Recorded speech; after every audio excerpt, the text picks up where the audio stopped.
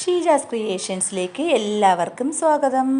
ഇന്ന് ഞാൻ വന്നിരിക്കുന്നത് നമ്മൾ ഫ്രൂട്ട്സും വെജിറ്റബിൾസൊക്കെ വാങ്ങിക്കുമ്പോൾ ഒരുപാട് കീടനാശിനികൾ അതിലൊക്കെ അടിച്ചിട്ടുണ്ടായിരിക്കും. അപ്പോൾ നമ്മൾ എങ്ങനെ പോലെ ഒരു അരമുക്കാൽ മണിക്കൂർ നമ്മളിതിനെ ഉപ്പ് വെള്ളത്തിലും വിനാഗിരിയിലൊക്കെ മുക്കി വെച്ച് ക്ലീൻ ചെയ്തെടുക്കണം. അപ്പോൾ അതിൻ്റെയൊന്നും ആവശ്യമില്ലാതെ ഒരു 15 മിനിറ്റ് കൊണ്ട് തന്നെ ഫുൾ കീടനാശിനിയും കളയുന്ന ഒരു ടിപ്പുമായി. അപ്പോൾ നമുക്ക് വീഡിയോയിലേക്ക് പോകാം. ഞാനിപ്പോൾ ഇവിടെ ബൗളിൽ കുറച്ച് വെള്ളം എടുത്തിട്ടുണ്ട്, പച്ചവെള്ളം. അപ്പോൾ ഇതിലോട്ട് ഞാൻ 1 സ്പൂണ് സോഡാപ്പൊടി, ബേക്കിംഗ് സോഡ ഉണ്ടല്ലോ, അതിട്ട് കൊടുക്കുകയാണ്. നന്നായിട്ടൊന്ന് വെള്ളത്തിലോട്ടൊന്ന് നന്നായിട്ട് മിക്സ് ചെയ്ത് കൊടുക്കണം. അപ്പോൾ മിക്സ് ചെയ്ത് കൊടുത്ത ശേഷം ഞാനിവിടെ കുറച്ച് വെണ്ടയ്ക്കയാണ് കഴുകിയെടുക്കുന്നത്. അപ്പോൾ ഈ വെണ്ടയ്ക്ക ഇതിലോട്ട് നന്നായിട്ടൊന്ന് മുക്കി വയ്ക്കണം. അപ്പോൾ ഇതിപ്പോൾ ഞാൻ ഈ വെള്ളത്തിലോട്ടൊന്ന് നന്നായിട്ടൊന്ന് മുക്കി കൊടുക്കുകയാണ്.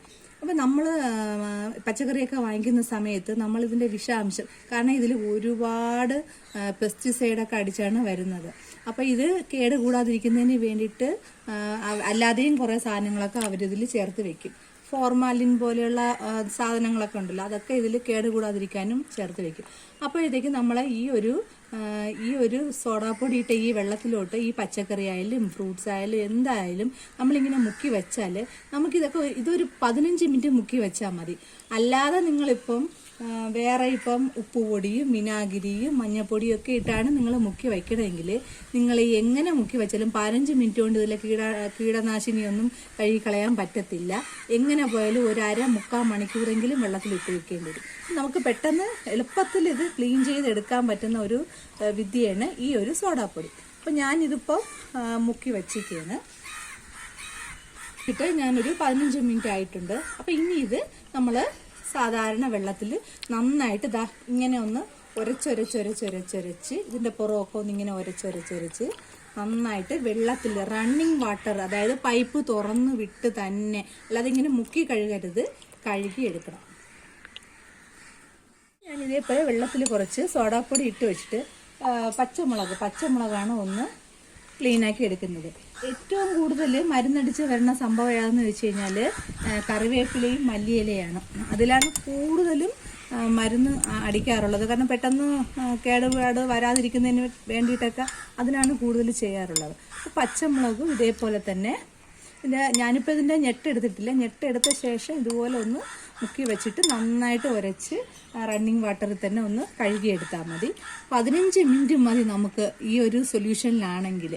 എളുപ്പം നമുക്ക് ചെയ്തെടുക്കാൻ പറ്റും.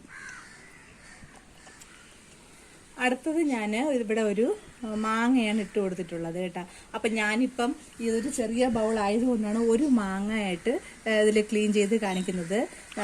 ഫ്രൂട്ട്സ് വാങ്ങിക്കുമ്പോഴത്തേക്ക് എല്ലാം കൂടെ ഒരു വലിയ പാത്രമാണെങ്കിൽ അതിലോട്ട് ഇട്ടിട്ട് ഇതുപോലെ സോഡാപ്പൊടി ഇട്ടിട്ട് ഇതുപോലെ മുക്കി വെക്കണം. ഫ്രൂട്ട്സും അങ്ങനെ തന്നെ ഒരു 15 മിനിറ്റ് മുക്കി വെക്കണം.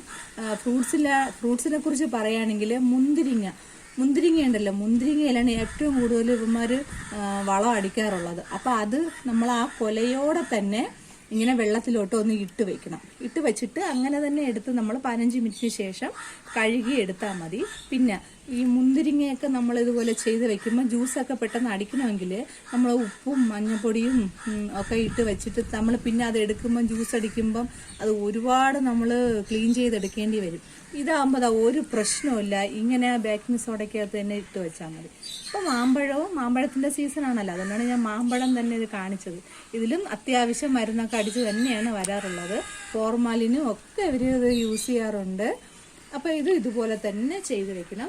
അപ്പോൾ ഇത്രയും സാധനങ്ങൾ നന്നായിട്ട് വെള്ളത്തിലൊന്ന് കഴുകി എടുത്തതാണ്. ഈ ചാനലൊന്ന് സബ് ചെയ്യണം, അതുപോലെ തന്നെ ലൈക്ക് ചെയ്യണം, ഷെയർ ചെയ്യണം, ഫ്രണ്ട്സിനൊക്കെ ഷെയർ ചെയ്ത് കൊടുക്കണം, സപ്പോർട്ട് ചെയ്യണം. Thanks for watching.